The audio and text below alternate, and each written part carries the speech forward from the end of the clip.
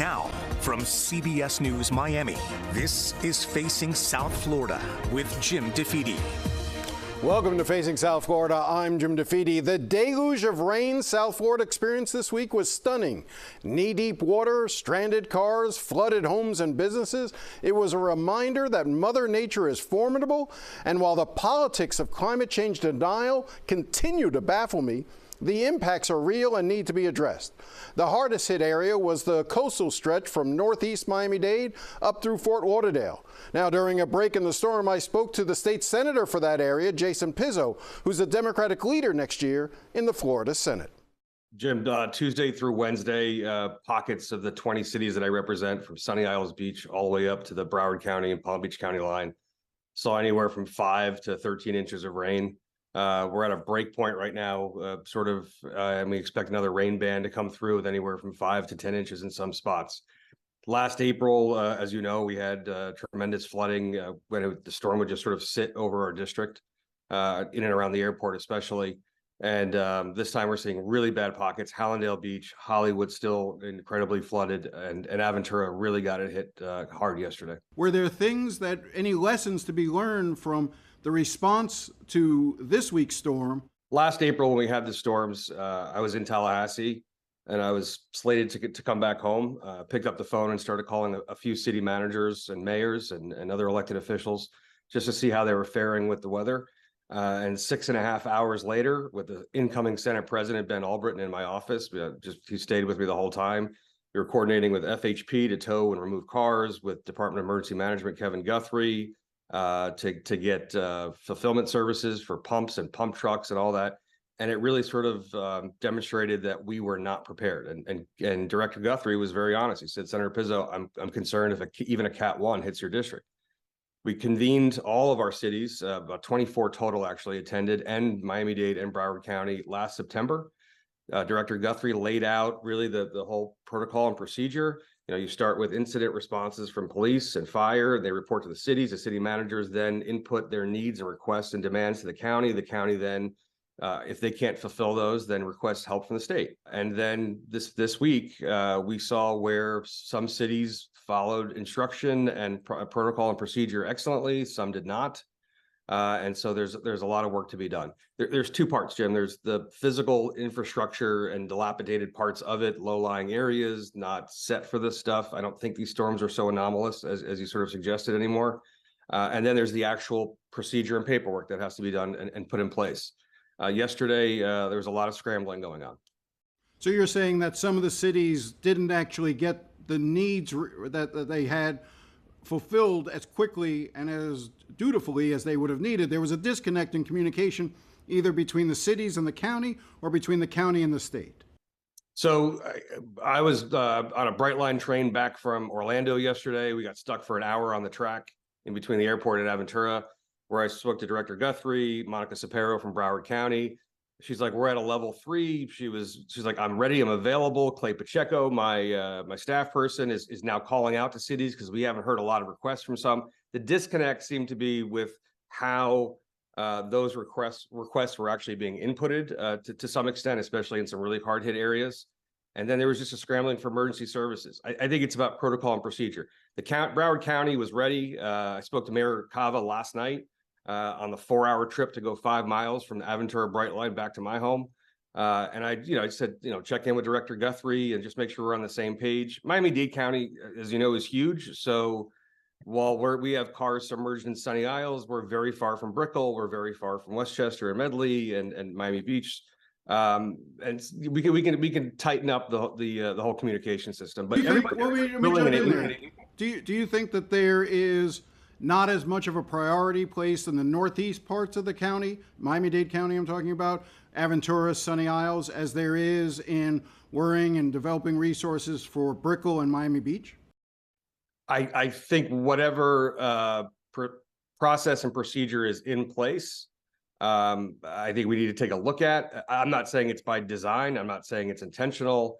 I'm just saying that there are, I think historically and traditionally, some cities that like to go it alone because they have the resources. The city of Aventura, for instance, is not shy about spending on both on infrastructure, on equipment, and having those things available. I want to broaden this out a little bit because we're talking about this at the same time that, the state of Florida now is, and the governor is removing the words climate change from a lot of state processes. He's, the folks around him, they're fighting back against people who say that any of this is related to climate change, saying Florida is just a low-lying state, and so get over it. This is the way things are going to be.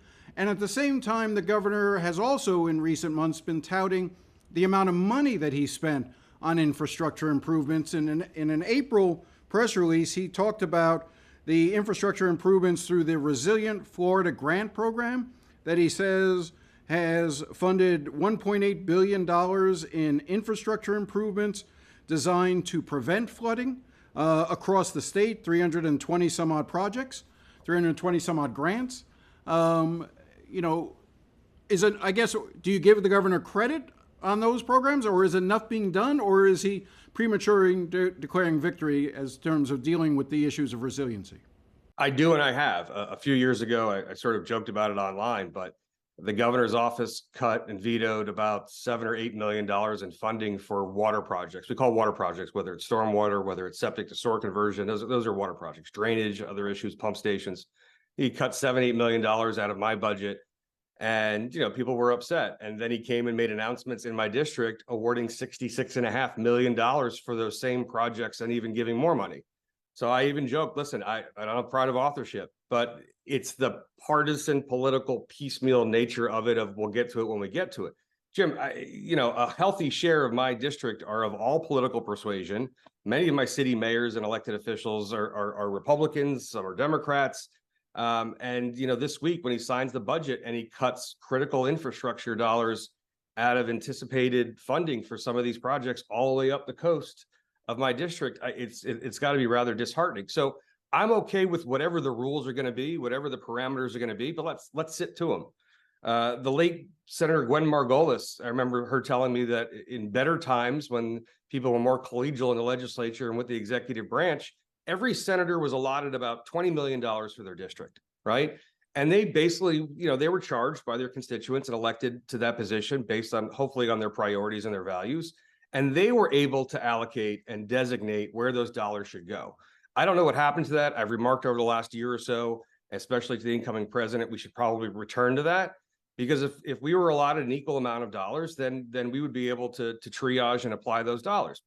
And the idea being that since you're the senator for the area, you know the district best and you know the needs, as opposed to, sending it up to Tallahassee, where a large group of people are trying to decide whether or not there should be stormwater treatment projects in Aventura or Hollywood or Fort Lauderdale. So that's the idea, is keep it as close to the local representative as possible. My first year in office, I tried to get a septic to source study done for the city that you live in. I couldn't get the funding, but an equal amount of funding was given to a quilting museum in Gilchrist County, Florida. Well, I want to go back to, you said that there were cuts in the budget, because ironically, as this storm was hitting us, the governor was signing the state budget and issuing veto messages for tens of millions, I'm not even sure how many, maybe hundreds of millions in line item vetoes. You talked about some of the projects that would have applied to a situation like this, that would have helped with flooding, that were vetoed. Can you identify those specifically? Sure. So I have, I have 20 cities. I put in, I think, 44 total funding requests. 23 were slated to be funded. He vetoed 12 of them, leaving us 11. And I'm going to refer to a list here if you don't mind, because it's so fresh. But we had a resilience project in Pompano Beach that was funded for $1 million that he vetoed.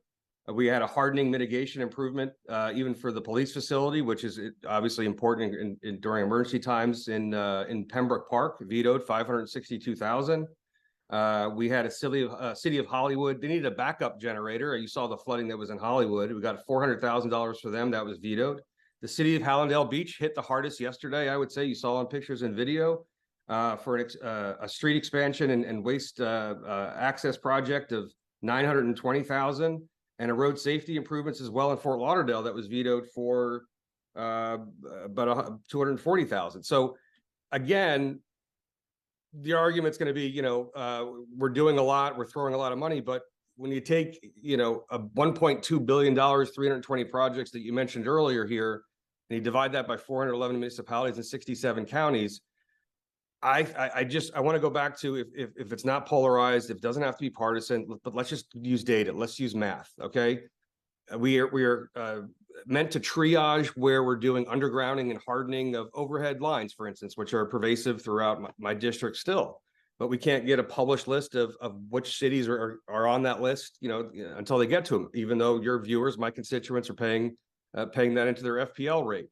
I'm okay with whatever the parameters are, as long as we're using like real data and math. And unfortunately, the lion's share of funding goes to the majority party members. My caucus of the 12 of us saw anywhere from 40 to 65% cuts in our appropriations projects. And I think our Republican colleagues probably hovered around 20. But our needs are not less severe than those of Republicans in a different area, and probably more so. And a lot of those projects, again, related to stormwater runoff and drainage and hardening. I mean, I know that Chevron Jones, Senator Jones has complained about that. Senator Polsky, I think, got hit. Those are the projects you're talking about. So in essence, South Florida gets hit ridiculously hard, in part because there are so many Democrats representing here. Sure, but I will tell you that the Senate President, Kathleen Passidomo of Naples, I noticed on 16 pages of budget cuts from the veto in very small font, that even a septic tank mitigation program in the Naples area was cut as well. So if there's a different pot of money, which I know there is, and it's available, I just want to be ecumenical with the application and distribution of those dollars. When we come back, Miami-Dade Mayor Daniela Levine Cava was hauled into federal court to explain to a judge why the county hasn't opened up its long-awaited mental health facility. We'll hear from the reporter inside that hearing when we return. Stay with us.